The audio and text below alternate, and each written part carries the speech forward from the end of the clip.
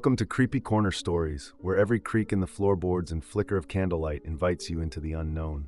Tonight, we'll unlock the door to fear and take you into the darkness, where the line between reality and nightmare fades. Are you brave enough to stay? Come closer, but don't look behind you. Let's begin. Story: The Dyatlov Pass Incident, 1959. In 1959, 9 young hikers went on a trip to the Ural Mountains in Russia. They were experienced and well-prepared, led by a man named Igor Dyatlov. Their goal was to reach a mountain called Otorten. Along the way, one of them, Yuri Yudin, got sick and went home. He was the only one who survived. The group set up camp on February 1st on a snowy slope called Kholat Shiakal, or Dead Mountain. The weather was terrible, strong winds and freezing temperatures. When the hikers didn't return home on time, their families became worried, and a search team was sent out. On February 26th, the searchers found their campsite. The tent was ripped open from the inside, and the hikers' warm clothes, shoes, and gear were still inside. Footprints in the snow led away from the tent. Strangely, the hikers had run into the freezing cold barefoot or in socks, as if something had terrified them. The first 2 bodies were found under a tree, wearing only underwear. It looked like they had tried to climb the tree, breaking branches, possibly to escape something. 3 more hikers were found in the snow between the tree and the tent, as if they had been trying to return. Months later, the last 4 were discovered in a ravine further into the forest. What shocked everyone were the injuries. Some had no injuries at all and had simply frozen to death, but others had broken bones, fractured skulls, and injuries so severe that experts compared them to a car crash. One woman was missing her tongue and eyes. Their clothes had strange traces of radiation. People couldn't explain what happened. Some thought it was an avalanche, but there were no signs of one. Others blamed strange winds that might have caused panic. Some believed the hikers saw secret military experiments or UFOs. The Soviet government called it an unknown force and closed the case. To this day, no one knows what really happened to those hikers on Dead Mountain. The Dyatlov Pass incident remains one of the scariest mysteries in history. Story: The Cabin of Shadows. Deep in the heart of an isolated forest, a couple decided to escape their busy lives for a peaceful weekend. They rented a small, rustic cabin that stood alone amidst towering pines and whispering winds. It was exactly what they were looking for: quiet, remote, and far from the rest of the world. The first day was perfect.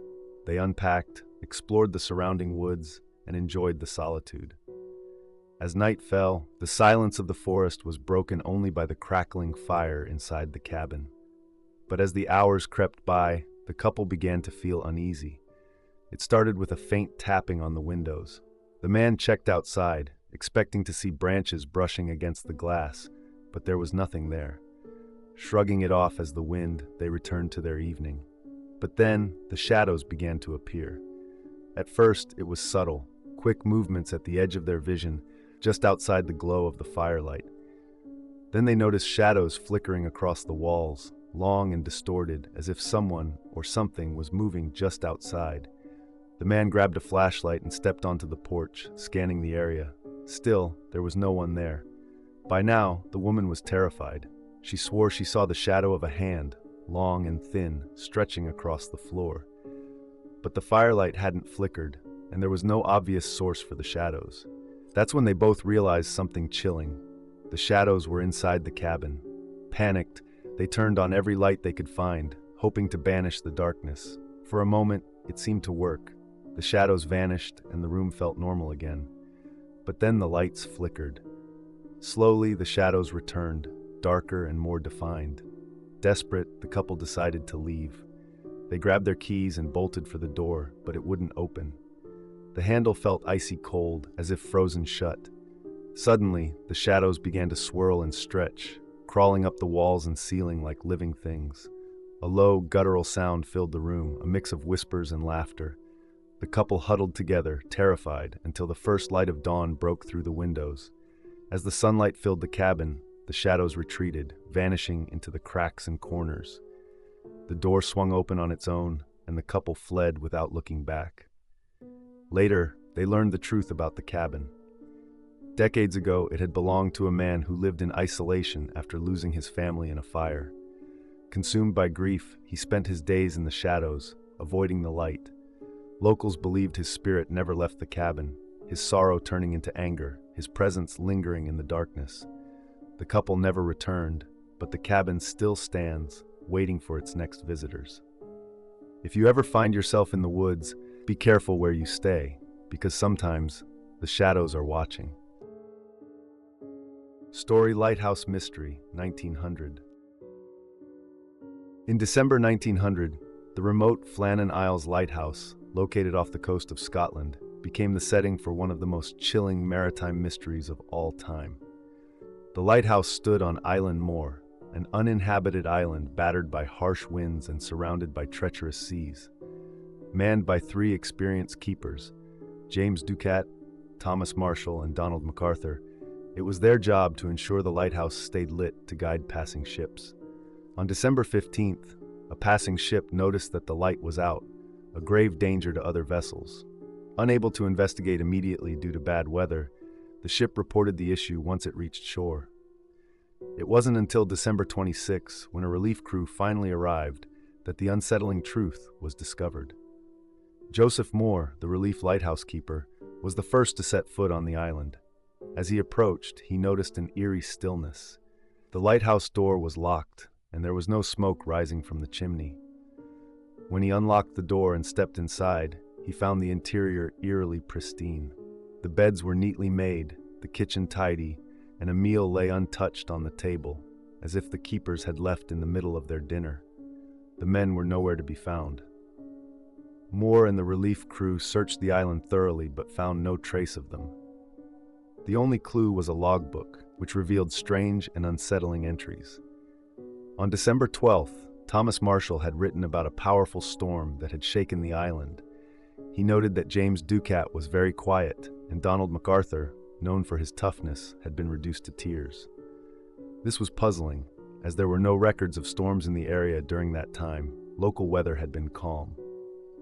The following entry, dated December 13th, described the storm worsening and all three men praying for their lives. The final entry, written on December 15th, simply stated, "Storm ended, sea calm, God is over all." After this, the log went silent. Further investigation revealed that two of the men's oilskins, protective rain gear, were missing, suggesting they had gone outside during the storm. MacArthur's oilskin, however, remained inside, indicating he had left in a hurry. Near the edge of a cliff, searchers found signs of disturbance, a smashed crate and twisted iron railing. Some speculated that the men had been swept away by a rogue wave. But this explanation didn't sit well with everyone. Why would MacArthur have run outside without his gear, especially in treacherous weather? And how could three experienced men, aware of the risks, all fall victim to the same wave? Over the years, the mystery has inspired countless theories. Some believe the men were pulled into the sea by a massive wave, while others think they fell victim to madness or even murder. A more fantastical theory suggests supernatural forces were at play, as the Flannan Isles have long been steeped in folklore. Stories of otherworldly beings, restless spirits, and curses surrounding the islands only add to the legend. To this day, the disappearance of the three keepers remains unsolved. The Flannan Isles lighthouse, now automated and unmanned, stands as a silent witness to the mystery, its light still cutting through the dark, lonely seas. But the question lingers: what really happened on Island Moor on that fateful December night? Story: The Mysterious Scratching. It was supposed to be a peaceful family retreat. A mother, father, and their two children rented a secluded cabin deep in the Appalachian woods, far from the noise of the city. The air was crisp, the forest quiet, and the cabin had a cozy charm. On their first night, they built a fire, played games, and enjoyed the stillness of nature. But as the night deepened, the peaceful atmosphere shifted. It began with a faint, almost rhythmic scratching sound coming from one of the walls. The father dismissed it as an animal outside and went to check, but he found nothing. No raccoons, no branches brushing the cabin, just the cold wind whistling through the trees. The scratching continued, moving from one wall to another. The sound seemed deliberate, like long nails dragging across the wood. By now, the children were nervous, and the mother suggested they all go to bed. Reluctantly, they agreed, though the unease lingered. In the dead of night, the scratching returned, louder and more insistent. This time, it wasn't just the walls. There were faint taps on the windows, followed by slow, deliberate thuds on the roof. The father grabbed a flashlight and opened the front door, determined to confront whatever was causing the noise. He searched the area, but again, there was nothing there. The next morning, they discovered something unnerving. Deep claw marks ran along the outside of the cabin walls. The scratches were far too large to be from any animal the family knew of, and they started higher up the walls, near the roofline, as though something tall or climbing had made them. The father decided they'd cut their trip short if anything else strange happened. That evening, the family tried to act normal, pretending the previous night hadn't happened. But as darkness fell, the noises returned, louder, closer, and more relentless. The scratching was everywhere now, the walls, the windows, even beneath the floorboards. It sounded as if whatever was out there was trying to get in. Then came the whispering. Faint, garbled words echoed through the cabin, indecipherable but chilling. The family huddled together, paralyzed with fear. Suddenly, the lights flickered, plunging the cabin into darkness. In the silence that followed, there was one final sound, a loud guttural growl that seemed to come from just outside the door. By dawn, the family fled the cabin, leaving everything behind. They never returned, but later learned the property had a dark history. Years ago, a recluse had lived there, claiming he was being hunted by something inhuman. Locals dismissed his claims as madness, until he vanished one night, leaving the same claw marks on the walls that the family had seen. To this day, the cabin remains abandoned, a place where no one dares to stay after nightfall. Whatever scratched at the walls that night may still be lurking in the woods, waiting for its next visitor. Story: The Phantom Lumberjack. Deep in the heart of a forgotten forest lies the legend of the Phantom Lumberjack, a spectral figure said to roam the woods, his axe echoing through the trees long after dusk. Years ago, a reclusive lumberjack named Elias dwelled there, infamous for his unparalleled skill with an axe and his bitter temper. Locals whispered that his obsession with harvesting the perfect trees led him to ignore the warnings of an ancient curse tied to the forest. One stormy night, Elias vanished without a trace, leaving behind only his axe, embedded in a stump, dripping with something that wasn't sap. Now, hikers and locals claim to see a shadowy figure among the trees, hear the rhythmic thud of an axe splitting wood, and smell the sharp tang of pine and decay. Those who venture too far into the forest are said to hear a raspy whisper, "This is my forest. Leave while you can."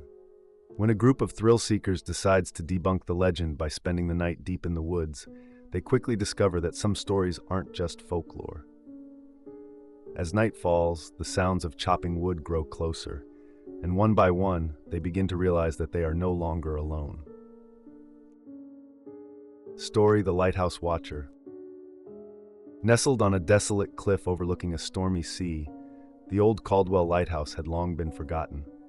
The sturdy structure, once the beacon of safety for sailors and fishermen, now stood abandoned. Its lighthouse light hadn't flashed in decades, and the surrounding area had been overtaken by weeds, rust, and the distant call of seagulls. Locals of the nearby fishing village spoke of the place in hushed tones, claiming the lighthouse was cursed. It was said that the last keeper, Thomas Caldwell, had disappeared under strange circumstances one fateful night, leaving only his journal and a faint trail of footsteps leading toward the edge of the cliff. Emma, a young marine biologist fascinated by maritime history, had recently come across an article about the lighthouse while researching coastal erosion. The mystery surrounding its last keeper piqued her curiosity. The report said that before Thomas Caldwell vanished, he had begun writing in his journal about strange sightings, something in the distance, an unknown figure always watching from the top of the lighthouse. One gray morning, Emma made her way to the lighthouse, determined to uncover the truth. The village had warned her, but she was used to skeptical eyes. The wind howled as she trudged through the muddy path leading up to the lighthouse, the sea crashing violently against the jagged rocks below. As she reached the base of the tower, she noticed something unsettling. The door was slightly ajar. Emma stepped cautiously inside, her flashlight flickering as it illuminated the damp, cold interior. The smell of salt and decay lingered in the air. She moved up the spiral staircase, each step creaking under her weight. Halfway up, she stopped, feeling a sudden chill crawl up her spine. For the briefest moment, she thought she saw a figure standing at the top of the tower, staring out to sea. Her heart raced. "Must be the wind," she muttered to herself, trying to dismiss the feeling of unease that gripped her. But as she reached the top, the room was empty, just the rusted remains of the old beacon and a large window with a clear view of the ocean. As she approached the window, Emma froze. Below, standing on the rocky cliffs far beneath her, was a man, tall, gaunt, and dressed in what seemed like old, worn clothes. He was facing the lighthouse, not looking at her but staring directly at the tower itself, his back rigid as if waiting for something. Emma's breath caught in her throat. She turned back quickly, scanning the room. The air had grown colder, and the floorboards creaked. The hairs on her neck stood up. Was he here? She wondered. She didn't think anyone could have climbed the cliffs so quickly. Determined to understand what was happening, Emma combed through the lighthouse for clues. She discovered a hidden compartment beneath the floorboards of the keeper's quarters, where she found the long-lost journal of Thomas Caldwell. The entries were disturbingly repetitive. They began with normal accounts of weather patterns and daily routines, but gradually descended into a rambling madness. "The Watcher is here again. He never leaves. I saw his face tonight, a reflection of myself. He has the same eyes, the same voice, but it's not me. He is not me. He won't leave." The later pages were worse. "It's been 3 days now. He has entered the tower. I can feel him in the walls. I'm not sure if I'm awake anymore. I saw him today, at the top of the lighthouse. His face, it is my own. I cannot escape him." In the final entry, Thomas wrote, "He will take my place. He will become the keeper, and I will remain watching, forever watching." Emma shuddered as she closed the journal. The air was thick with an oppressive weight. The figure on the cliffs was gone now, but she could still feel his presence. The last thing Thomas Caldwell had written rang in her mind. "He will take my place." That night, Emma stayed in the lighthouse, determined to uncover the full truth. As the wind howled outside and the waves crashed violently below, she found herself staring at the dark ocean through the cracked window. Hours passed, and the light of the moon cast eerie shadows across the abandoned room. Just as Emma began to nod off, a soft sound echoed from above, the faintest scrape of shoes against wood. She jerked awake, her pulse racing. The door to the observation deck was now open, just slightly ajar. Her flashlight flickered as she approached, but this time she couldn't dismiss the cold dread creeping up her spine. There was someone there. Stepping forward, Emma gasped as she saw him, the figure she had seen earlier, standing at the top of the lighthouse. His face was pale, almost inhuman, his eyes locked on her in a gaze that sent a shiver through her body. He was dressed in old clothing, like the faded uniform of a lighthouse keeper, his skin waxy and dead. It was Thomas Caldwell, or rather something that looked like him. "Who are you?" Emma whispered, trembling. The figure turned slowly, his eyes narrowing. His voice, raspy and hollow, echoed in her mind. "I am the keeper now," he said, "and you will be the watcher. You will never leave. You will watch for me." Before Emma could react, she felt a powerful force grip her, pulling her toward the open window. Her vision blurred, and the wind roared in her ears. The figure in the doorway smiled as she was pulled out of the tower, her body falling into the chasm below. The village never saw Emma again. The lighthouse, however, was no longer abandoned. Local fishermen reported seeing the light flicker on at night, casting an eerie glow across the sea. And sometimes, when the wind was right, a figure could be seen at the top of the tower, watching, waiting for the next soul to claim. The lighthouse keeper had returned, and his watch had begun anew. Story: The Dollmaker's Curse. In the heart of a forgotten corner of the city stood an old, dusty toy shop, its wooden sign creaking in the wind. Hathaway's Toys was a place few children knew about, and even fewer adults dared to enter. The store was nestled between two crumbling buildings on a narrow, shadowy street, its windows dark and uninviting. On the rare occasions it was open, its owner, a reclusive man named Ezra Hathaway, would be seen sitting by the counter, carving delicate figurines from polished wood. Ezra was a peculiar man, always dressed in a worn, threadbare suit, his hair thinning and eyes sunken. He had no family, no friends, and no desire for the world outside the shop. His passion was creating dolls, beautiful, lifelike dolls with glass eyes and porcelain skin. Each doll he crafted was unique, but there was something off about them.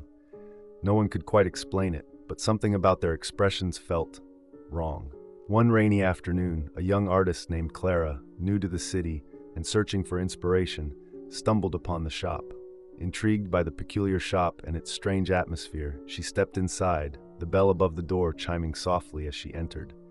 The shop was dimly lit, filled with shelves lined with dolls, rows and rows of them, standing stiffly, their faces blank but unsettling. Some were small, some large, some dressed in Victorian clothes, others in more modern attire. It was as if they were waiting, watching. "Can I help you?" a raspy voice asked, and Clara turned to see Ezra Hathaway standing behind the counter, his eyes gleaming with an unsettling intensity. "I was just looking around," Clara replied, trying to shake the unease creeping up her spine. "These dolls are incredible."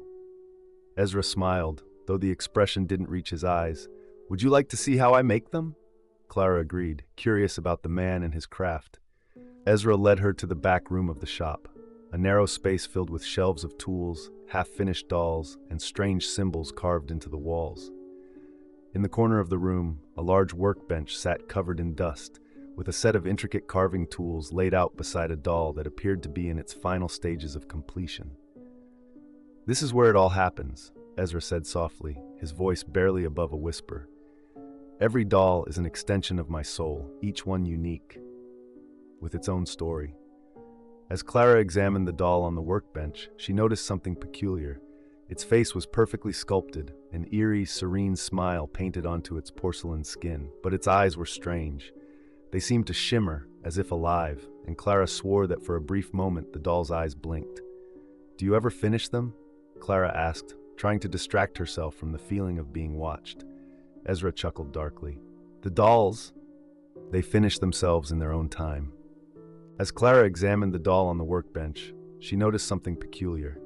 Its face was perfectly sculpted, an eerie, serene smile painted onto its porcelain skin, but its eyes were strange. They seemed to shimmer, as if alive, and Clara swore that for a brief moment the doll's eyes blinked. "Do you ever finish them?" Clara asked, trying to distract herself from the feeling of being watched. Ezra chuckled darkly. "The dolls, they finish themselves in their own time."